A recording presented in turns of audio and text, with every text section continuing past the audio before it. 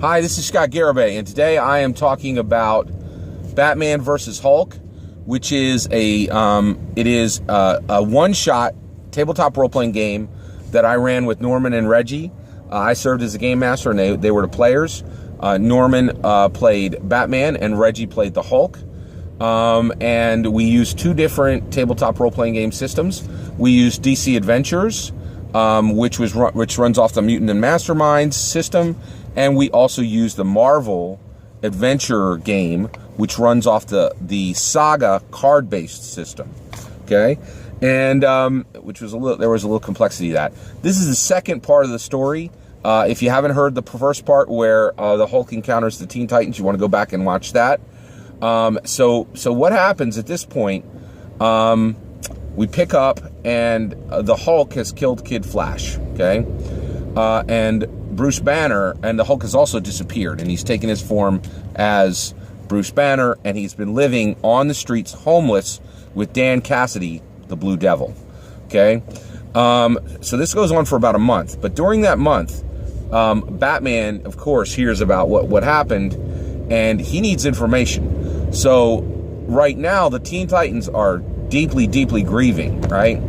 And so Batman does not actually go to his compadre, to his protege, Tim Drake, Robin. He actually goes to Beast Boy, and he says, listen, Beast Boy, this is a major happening. I think there's a lot going on here. I need to know everything you know. So Beast Boy completely tells Batman everything that happened with the situation with the Hulk, right? Now, there's a lot of gaps in the knowledge of Beast Boy, because he doesn't really understand where the Hulk came from. And the two of them talk about this. They're like, where did this guy come from? Where did this thing come from? Because there's no parallel to this creature within our universe, right? And Batman says, yeah, you're absolutely right. And actually Batman also shares with him that he had gotten some information that, that these portals were starting to open. Well, Batman determines, hey, listen, Batboy, I got to go do my thing. I got to solve this. Batman goes back to the Batcave, gets the Bat computer kicking.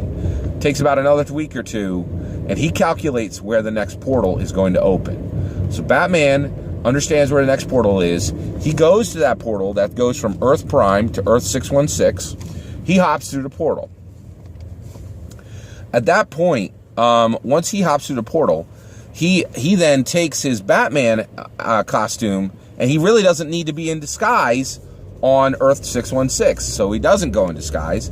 He puts his bat suit aside, and he actually just goes around looking like Bruce Wayne. He, of course, doesn't use the name Bruce Wayne. In fact, he poses as a reporter with the name Luke Crane, okay? C-R-A-I-N, Luke Crane, right? So as Luke Crane, Batman goes and he starts to research the Hulk.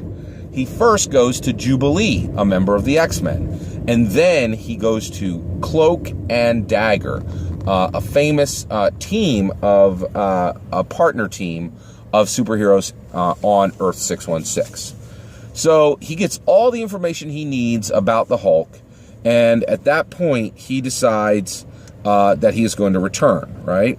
So he does. He returns to Earth Prime, and then at that point he goes back to Beast. That's what he does next. So Batman says, okay, I have all the information I need to know about how to take out the Hulk.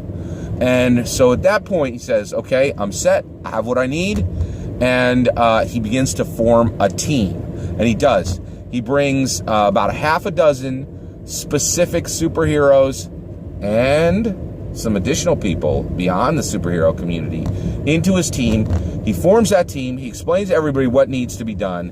And then he begins to execute his Bat plan to defeat the Hulk. Okay? And at this point, Batman goes to Beast Boy. And he says, Beast Boy, I need you to go find Bruce Banner, right? Well, Beast Boy, he's a smart guy. He says, hey, what's going on here, man? What are you going to do with this guy when you get him? Right? And he says, can I see the equipment you've used to capture him? And Batman says, there's not going to be a capture. And there's this moment between Beast Boy and Batman where Beast Boy knows what Batman has planned. And Batman is not planning on capturing the Hulk. Okay, and there's just a moment of knowing between Beast Boy and Batman. And man, Norman did a great job just role playing that particular scene. So it was really fun. So Beast Boy, hesitates for about 30 seconds and goes, "You got it, Batman. I'm going to find him." And so Beast Boy does. Beast Boy spends, the next week going through Gotham as a bird, as a cat, as a rat, as a crocodile. Goes all over Gotham City, searching and listening to see if he can find Bruce Banner. And he finally does. He finds Bruce Banner. Beast Boy goes back to Batman and says, "I got him. I know where he is." Right? So Batman goes, "Good job, Beast Boy. Thank you very much." Batman just puts on his regular suit, gets his regular gear, and goes to fight the Hulk, because that's the way Batman rolls, right? I know he has a bat suit and all. He has the bat robot suit and like the armor and all that kind of nonsense. Iron Man needs that to defeat the Hulk, but Batman doesn't need an iron, like a power armored suit to beat the Hulk. Come on, this is Batman. So here's how it went down in the game, right? Okay, so by the way, Batman would eat Iron Man for lunch. Like, that's why he doesn't need, a special suit to defeat the Hulk, and you'll see how he accomplishes it. All right, so at that point, Batman goes to where Bruce Banner is, who's still hanging out with Dan Cassidy, and the other homeless people. Batman calls out Bruce Banner out of the derelict building, and then he says, "You came here and you killed one of the members of the Teen Titans," and he says, "For that you're gonna pay." Well, Bruce Banner says, "Listen, I didn't do any of that on purpose. Just relax." And immediately Batman says, "Listen, Betty has been harmed," right? So Batman tells him that back on Earth 616, Betty has been crippled by Havoc, right? Well, Bruce Banner, gets really upset and becomes very angry and immediately transforms into the Hulk. The Hulk immediately goes to put the serious smackdown on Batman, and Batman kicks in, right? So Batman does his thing. He immediately pulls out the bat rope drill, and